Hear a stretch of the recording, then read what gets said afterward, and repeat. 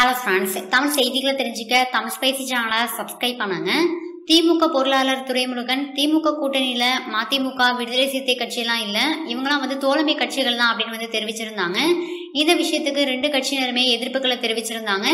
இது குறித்து வைகோ ஸ்டாலினை நேர்ல போய் மீட் பண்ணி பேசியிருக்காங்க. கிட்டத்தட்ட 1 மணி நேரத்துக்கு மேல இவங்களோட ஆலோசனையானது நடந்திருக்கு. அப்ப வைகோ ஸ்டாலின் கிட்ட என்ன சொல்லியிருக்காங்கன்னா, திமுக கூட்டணியில எப்பயுமே மதிமுக இருக்கும் அப்படின்னு உறுதியளிச்சிருக்காங்க.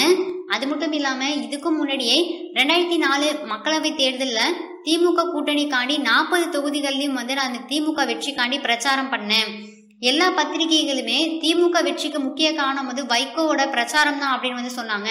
அதே மாதிரியே வரக்கூடிய நாடாளுமன்ற தேர்தலையும் திமுக வெற்றிக்காண்டி நான் பிரச்சாரம் மேற்கொள்வேன், கண்டிப்பா ஸ்டாலினை முதல்வராக்கி காட்டுவேன் அப்படின்னு வைகோ தெரிவிச்சிருக்காங்க.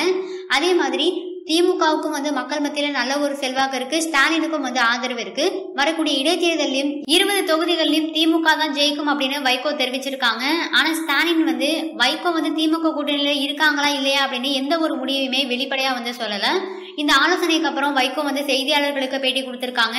அவங்க என்ன சொல்லியிருக்காங்கன்னா, திமுகவும் மதிமுகவும் இணக்கமா தான் இருக்கும், எங்களுக்குள்ள இப்ப எந்த ஒரு பிரச்சனையும் கிடையாது. 7 பேர் விடுதலை குறித்து மதிமுக சார்பில் ஆளுநர் மாளிகையில போராட்டம் நடத்த இருக்கோம். இந்த போராட்டத்துக்கு திமுகவானது முழு ஆதரவும் கொடுத்திருக்காங்க அப்படின்னு செய்தியாளர்கள் முன்னிலையில வைகோ தெரிவிச்சிருக்காங்க. இந்த வீடியோ உங்களுக்கு பிடிச்சிருந்தா லைக் பண்ணுங்க, ஷேர் பண்ணுங்க.